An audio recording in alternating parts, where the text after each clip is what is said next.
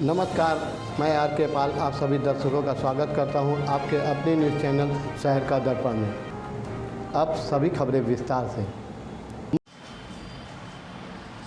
श्री राम मंदिर निर्माण को लेकर आम आदमी पार्टी के नेता व राज्यसभा सांसद ने भ्रष्टाचार का आरोप लगाया है और कहा है कि सीबीआई व ईडी से जांच की मांग की है। क्या कहेंगे गुरुजी, इस जो आरोप में कितनी सच्चाई है? सिनेमा का टिकट ब्लैक करने वाला और उसका वो जो दादा अरविंद केजरीवाल है, कितनी बार थूकेगा और चाटेगा।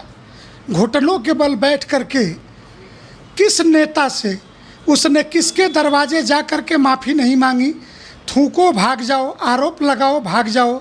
अरे तुम्हारे आरोपों में कोई सच्चाई हो तो उसकी कोई भी जांच कराई जा सकती है। ज़मीन 2 साल पहले अयोध्या के ज़मीन का रेट, जब राम जन्मभूमि का फैसला आएगा कि नहीं आएगा, तो कौड़ियों के भाव अयोध्या की ज़मीन का रेट था। तो मार्च 19 का एग्रीमेंट था वो, तो जिस एग्रीमेंट के रेट पर एग्रीमेंट हुआ था उसी एग्रीमेंट रेट पर तो ज़मीन बिकेगी और हमें वर्तमान के रेट पे चाहिए। तो क्योंकि नवंबर में 19 में फैसला आने के बाद अयोध्या क्या वहाँ के आसपास के 50 किलोमीटर की ज़मीनें सोना उगलने लगी। रामलला का मंदिर क्या बनना शुरू हुआ, पूरी अयोध्या का सोने का भाव हो गया। तो वर्तमान के बाज़ार रेट और राम जन्मभूमि के फैसला आने के पहले के बाज़ार रेट, क्योंकि जब हम खरीदने जाते हैं उसका एग्रीमेंट 2 वर्ष पहले का है, तो उसने अपना रजिस्ट्री कराया और रजिस्ट्री कराने के बाद उसने हमें रजिस्ट्री किया। तो हमारा तो कोई एग्रीमेंट नहीं था कि 2 करोड़ की ज़मीन 2.5 करोड़ में बेचेगा। वर्तमान बाज़ार भाव पर उसने दिया और पूरी रजिस्ट्री का पैसा 1 नंबर में ऑनलाइन ट्रांजैक्शन है। किस बात की? सब कुछ तो पारदर्शिता है। तो किस बात की सीबीआई जांच? और सीबीआई, जब सीबीआई जांच शुरू होती है तो कहते हैं कि सीबीआई केंद्र का तोता है। बंगाल के मामले में सीबीआई केंद्र का तोता है। लालू प्रसाद के मामले में महाराष्ट्र में जब पालघर में साधुओं की हत्या की सीबीआई जांच की मांग हमने की तो केंद्र का तोता है, महाराष्ट्र में घुसने नहीं देंगे। अरे इस तरीके की दोगली राजनीति से बाज आओ और हिंदुत्व के सवाल पे तो कम से कम ये दोगलापन बंद करो।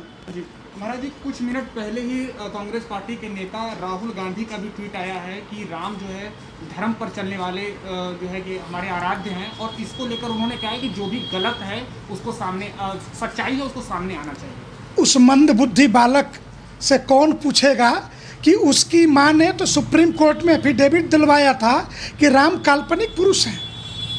तो जो राम काल्पनिक पुरुष थे कल तक, वो राम धर्म और सच्चाई के मार्ग पे चलने वाले इस ईसाई राहुल विंसी के लिए कैसे हो गए? ये शुद्ध रूप से कांग्रेस, समाजवादी पार्टी और आपका यह षड्यंत्र है कि राम जन्मभूमि पर भव्य राम मंदिर का निर्माण पचा नहीं पाने के कारण ये वही लोग हैं जो सुप्रीम कोर्ट का फैसला आने के बाद शोक मना रहे थे। ये वही लोग हैं कि जिन्होंने ऑफिशियल बयान जारी करके कि राम जन्मभूमि के लिए 1 रुपये का कोई चंदा शब्द प्रयोग किया था। समाजवादी पार्टी ने किसी भी प्रकार का कोई धन नहीं देगा।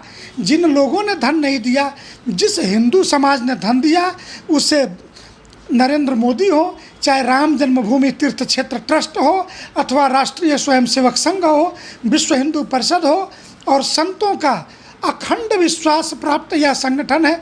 इसलिए हमें जिसने धन दिया, हमें ज़रूरत ज़मीन की थी और हम अपने बगल में किसी अंसारी के द्वारा खरीदी गई 5-5.5 बीघा ज़मीन, वो क्या स्थिति में होती कि राम मंदिर के बगल में 2 भोंपू बांध के हल्ला करने लगते। फिर कल को नया विवाद। 500 वर्षों के संघर्ष को समाप्त करने के लिए 20 करोड़ की बात करते हो, 200 करोड़ दे के भी खरीदना पड़े तो खरीद करके।